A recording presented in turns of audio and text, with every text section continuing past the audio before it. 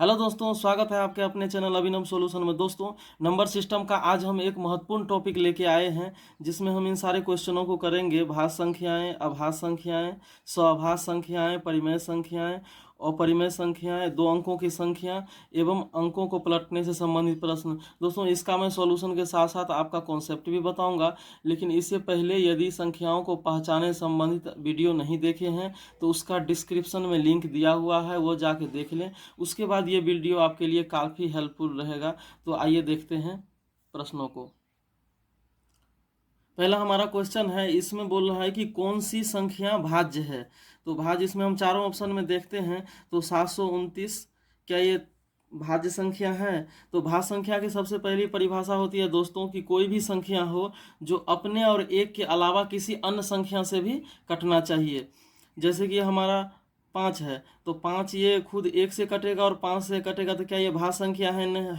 नहीं, ये भाज्य संख्या नहीं है। दूसरी तरफ अगर हम 8 को ले लेते हैं तो ये संख्या 2 से कटेगी, ये 4 से भी कटेगी, ये 1 से भी कटेगी और ये खुद 8 से भी कटेगी। तो ये हमारा हो जाएगा भाज्य संख्या। तो अब देखते हैं इसमें, ये 719 है, तो 719 ये 3 से भी नहीं कटेगा, 4 से भी नहीं और 6 से भी नहीं, 9 से भी नहीं। तो ये हमारा भाज्य संख्या नहीं है। इसको देखते हैं, तो ये 709 है, ये 3 से भी नहीं कटेगा। उसके बाद 6 से भी नहीं और 9 से भी नहीं, तो ये भी हमारा भाज्य संख्या नहीं है। इसको देखते हैं, 729, 7 9 18, ये 3 से भी कट रहा है। उसके बाद इसको अगर हम फैक्टर करते हैं 729 को, तो आपको 243 आ जाएगा। फिर अगर हम इसको 3 से करते हैं तो 81 आ जाएगा। फिर अगर 3 से करते हैं तो ये 27 आ जाएगा। फिर 3 से करते हैं तो ये 9, और फिर 3 से करते हैं तो ये 3 आ जाएगा। फिर 3 से 1, यानी कि ये संख्या जो 243 से भी कट रहा है, 81 से भी कट रहा है, 27 से भी कट रहा है, 9 से भी कट रहा है और 3 से भी कट रहा है, यानी इसका फैक्टर जो है सो 2 से अधिक है। इसको देख लेते हैं, 7 3 10 9 19, ये 3 से भी नहीं कटेगा। ये उसके बाद 6 से नहीं, 9 से भी नहीं कटेगा। तो दोस्तों, ये हमारा सी ऑप्शन सही हो जाएगा, क्योंकि इसका जो फैक्टर है वह 2 से अधिक है। नेक्स्ट हमारा प्रश्न है कि कौन सा स्वअभाज्य संख्याएं बनाता है। तो स्वअभाज्य संख्या हम उसको कहते हैं जिसका एचसीएफ 1 होना चाहिए।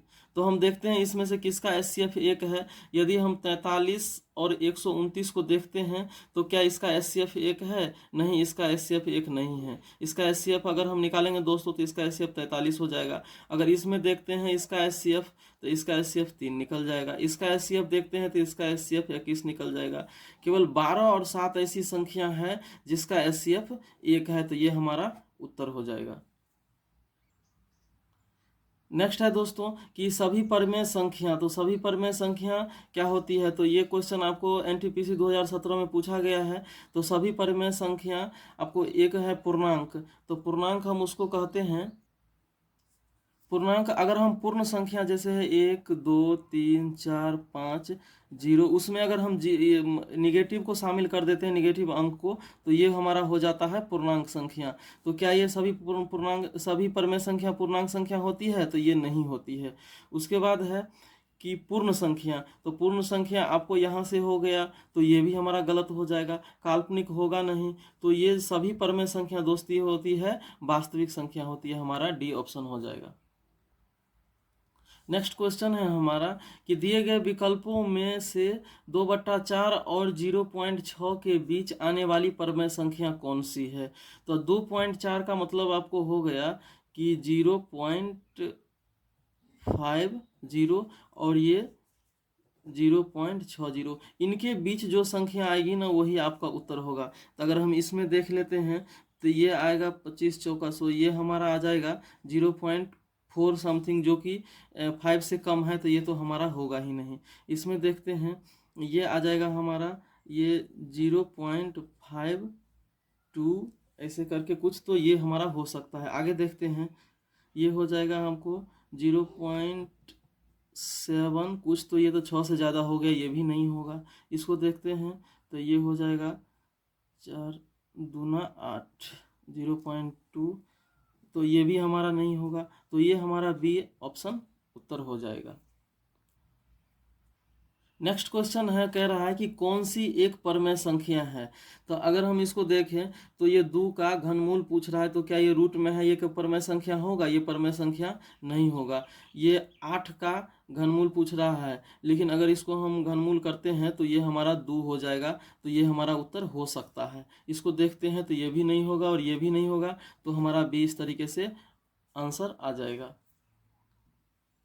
नेक्स्ट हमारा इसमें पूछ रहा है कि निम्नलिखित में से कौन सी परमेय संख्या नहीं है। इसमें यह पूछा जा रहा है दोस्तों कि कौन सी परमेय संख्या नहीं है। ये क्वेश्चन एलपी 2018 में पूछा गया था। तो अगर इसको हम करते हैं सॉल्व तो ये हमारा 8 आ जाएगा। इसको करते हैं तो ये हो जाएगा 4।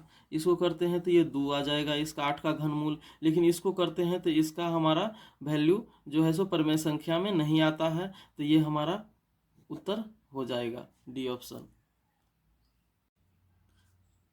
नेक्स्ट क्वेश्चन हमसे ये पूछ रहा है कि 55 से कम कितनी अभाज्य संख्याएं हैं। तो इसके लिए कॉन्सेप्ट पे आते हैं। तो 1 से लेके 10 तक के बीच में 4 अभाज्य संख्याएं होती है। अगर हम 10 से लेके 20 तक के बीच में देखें तो इसमें 4 अभाज्य संख्याएं होती है। 20 से लेके 30 के बीच में देखें तो इसमें आपको 2 अभाज्य संख्याएं होती है। 30 से लेके 40 के बीच में देखें तो इसमें भी 2 अभाज्य संख्याएं होती है। और 40 से 50 के बीच में देखें तो आपको 3 अभाज्य संख्याएं होती है। तो सभी को जोड़ लेते हैं। तो सभी को जोड़ लेते हैं, 4 दूना 8, 2 10, 2 12, 3 15 हो गया। इसमें पूछ रहा है कि 55 से कम। तो 55 से कम एक संख्या होती है, 51 तो हुई नहीं, 52 नहीं, 53 होती है। तो एक ये हो गया, तो 15 + 1 तो हमारा 16 आंसर हो जाएगा। नेक्स्ट क्वेश्चन हम देखते हैं। उसमें कह रहा है कि निम्नलिखित संख्याओं में से किसका वर्गमूल परमेय नहीं है। तो हम इसमें देखते हैं ऑप्शन में, तो ये किसी का जो है सो वर्गमूल नहीं है। कोई भी संख्या का वर्गमूल ये नहीं है। ये भी किसी संख्या का वर्गमूल नहीं है। 480, 512 क्यूब है, वर्गमूल नहीं है, ये भी नहीं है। लेकिन 576 ये 24 का स्क्वायर है। अगर 24 को स्क्वायर हम करते हैं तो 576 हमारा आता है, तो ये हमारा उत्तर हो जाएगा। तो 576 जो है सो वर्गमूल परमेय संख्या है। नेक्स्ट प्रश्न है, 2 अंकों की संख्या वाली। इसमें कह रहा है कि एक 2 अंकों की संख्या का योग 11 है। यदि हम उनके अंकों को परस्पर बदल देते हैं तो बनी हुई नई संख्या मूल संख्या से 45 कम हो जाती है। तो मूल संख्या ज्ञात करें। दोस्तों, इस प्रश्न को हम 2-3 तरीके से बना सकते हैं। एक तो हम x मान के बना सकते हैं, एक हम सीधे ऑप्शन से भी बना सकते हैं। तो चलिए पहले देखते हैं x मान के प्रोसेस से। तो मान लो कोई भी संख्या है, 2 अंकों की संख्या का योग 11 है, तो x + y = 11 हो गया। कह रहा है कि यदि हम उनके अंकों को परस्पर बदल देते हैं तो बनी हुई संख्या मूल संख्या से 45 कम हो जाती है। तो अगर हम इसको संख्या हो जाएगा, ये संख्या हो जाएगा 10x + y, और अंकों को अगर बदल देंगे तब ये संख्या हो जाएगा 10y + x। तो हम इसको करते हैं 10x + y - 10y + x। अगर ये हम करते हैं तो ये 45 कम हो जाती है, यानी घट के 45 हो गई। अगर हम इसको सॉल्व करते हैं तो ये आ जाएगा हमारा 9x - 9y = 45। अगर हम x - y देते हैं तो ये हमारा आ जाएगा 5।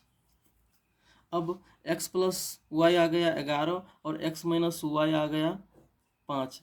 तो आगे देखते हैं, अगर हम इन दोनों को सॉल्व करते हैं, x + y = 11, x - y = 5, तो ये कट जाएगा। ये हो जाएगा आपका 2x = 16, तो x बराबर हो जाएगा 8।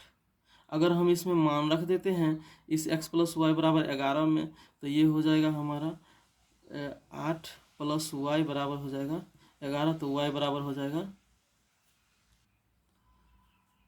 तो y = 3 आ जाता है। तो अब संख्या हो जाएगी दोस्तों, संख्या xy है। तो x बराबर हमारा निकला हुआ है, x बराबर 8 निकला हुआ है और y बराबर 3 निकला हुआ है।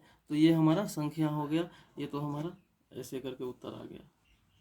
नेक्स्ट प्रश्न भी हमारा उसी टाइप का है। कह रहा है कि एक संख्या के 2 अंकों का योग 10 है, यदि अंक आपस में बदल दिए जाते हैं तो इसका मान 18 बढ़ जाता है। तो सबसे पहले देखें, अंकों का योग 10 है, तो ये भी 10 है, ये भी अंकों का योग, ये भी 10 है। लेकिन कह रहा है कि यदि अंक आपस में बदल दिए जाते हैं तो इसका मान 18 बढ़ जाता है। अगर हम इसमें 46 में अगर हम इसको उलट देंगे, 64 कर देंगे, तो क्या ये 18 बढ़ जाएगा? हाँ, इस अगर हम 64 में से 46 को घटाएंगे तो ये 18 आ जाता है। तो ये हमारा सीधा एक ही बार में आ गया उत्तर। ये तो होगा नहीं, ये भी नहीं होगा, क्योंकि अगर हम इसको उलटते हैं तो ये 91 हो जाता है, इसमें काफ़ी गैप हो जाता है। अगर ये 82 हो जाता है तो इसमें 18 नहीं बढ़ेगा बल्कि ज़्यादा बढ़ जाएगा, तो ये भी नहीं होगा। तो इस तरीके से इसको हम शॉर्ट तरीका से भी बना सकते हैं। तो दोस्तों, कैसा लगा ये वीडियो? आप हमें लाइक करें, सब्सक्राइब करें, और अगर आपसे कोई भी संबंधित क्वेरी हो तो आप कमेंट भी कर सकते हैं। Thank you.